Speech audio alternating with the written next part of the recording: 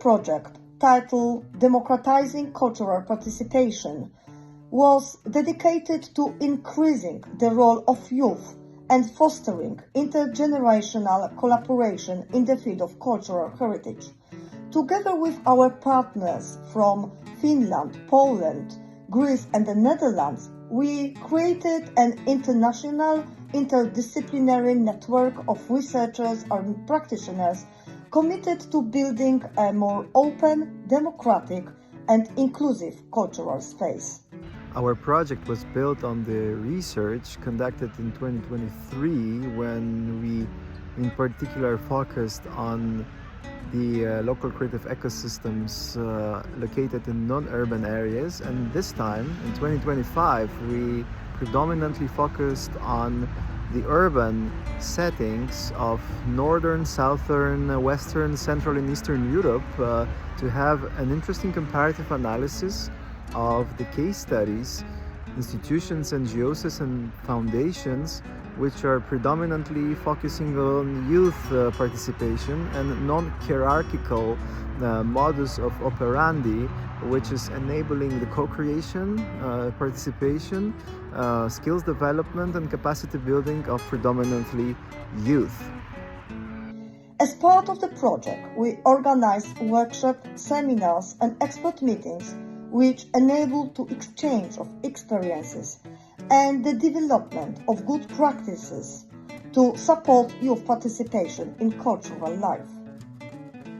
Hello, my name is Henna Kojo-Nieminen and I work as the organization manager here at the Association of Children's Culture in Finland. We are a nationwide network promoting children's culture and all children and young people's right to participate in arts and culture as an experiencer and also as a creator. When pondering on the question of how to create a more democratic, more youth-driven social culture heritage, I think it all boils down to the basics. The universal groundworks, that you need to know what arts and culture is, where it happens, what it consists of, to be able to then start fully participating. Hello, my name is Annina Ylikoski and I work for the Ostrobotnian Children's Culture Network, BARC. We are administrated by the Regional Council of Ostrobotnia in the western part of Finland, and that means that we work with children's culture in all our 15 municipalities. We work especially with heritage education and a method called the time travel method. The time travel method is a method where you mix the local history and heritage with contemporary issues. And this creates a platform where you can have activities, reflection, discussion, but also do things with your hands. So in one way, what you would traditionally do in traditional guiding, but this way you get to experience it. When we do a time travel, it's a mix of generations. The time travel method creates a platform where you can reflect and build your community together. And also a place where you can discuss history and heritage from different points of view, but always from the perspective of where do we want to go. Here are some examples of how this is done in Finland. First, the municipal cultural education plans. These plans, in active use in almost 80% of all municipalities, provide arts and culture activities during your school year. Starting from the early age of 3 or even before in some municipalities and going all the way until the age of 18 in a few municipalities already, these plans provide different art forms and cultural experiences during school days. The activities can be local, they can be regional, or they can even be national. Here it's the starting point of an equal relationship with arts and culture for all children and young people.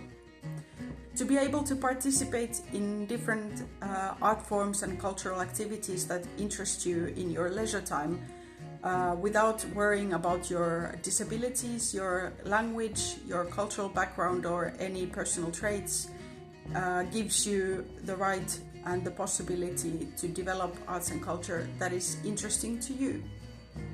I think through these initiatives, the groundwork for more accessible, more youth-driven and more democratic social culture heritage can be achieved. Hi, my name is Kasia Suszkiewicz. I'm head of education department at Galicia Jewish Museum in Krakow. We're a foundation and museum which exists since 20 years, and our goal is to discuss Polish-Jewish relations, Christian Jewish relations, all the matters connected to that along the long-term relation between those two nations, to touch upon the difficult topics, to touch upon the important topics, important matters, and to teach and educate children, teenagers, and adults how to talk and think about those issues.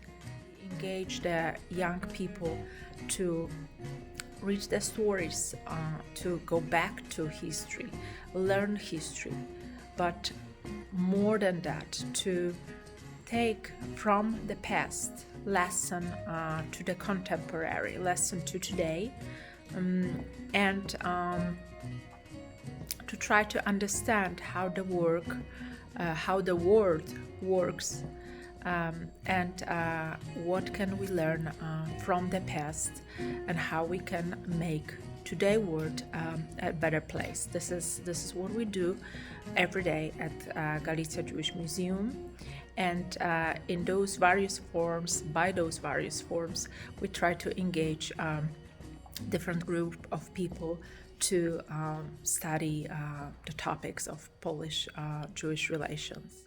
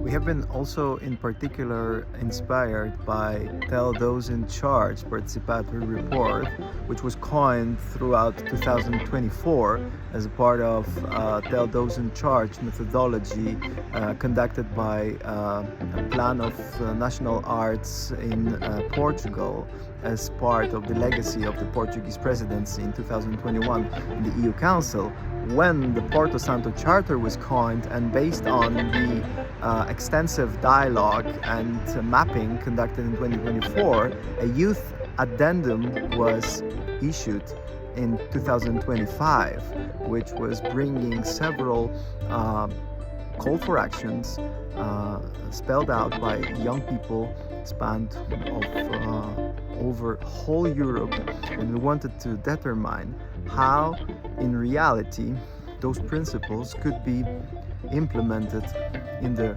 real time and actionable strategies. Dear partners, I am Spiridon Kougas, co-founder and CEO of Imagine Heritage non-profit organization. If I could choose one action that will truly contribute to creating a more democratic, youth-led and diverse sociocultural heritage space in the country, it will be the creation of inclusive youth heritage LAMs, spaces where young people, artists and cultural professionals will work together to reinterpret and co-create heritage through modern perspectives. These labs could bring together youth from different backgrounds, including immigrants, minorities, and those with fewer opportunities, and allow them to connect traditional culture with contemporary issues like sustainability, inclusion, human rights, and civil society. Through this process, heritage becomes something living, something that evolves through participation rather than preservation alone. If supported by local institutions, schools, non-governmental organizations, these labs could become long-term platforms for civic engagement, creativity, and intercultural understanding. They would help young people feel that they are not only inheritors of culture, but also its active co-creators, shaping stories and values that define who we are and who we want to become together in a modern European context. Project recommendations were coined based on online and on-site activities, on surveys, on in-depth interviews, discussions and the dialogue.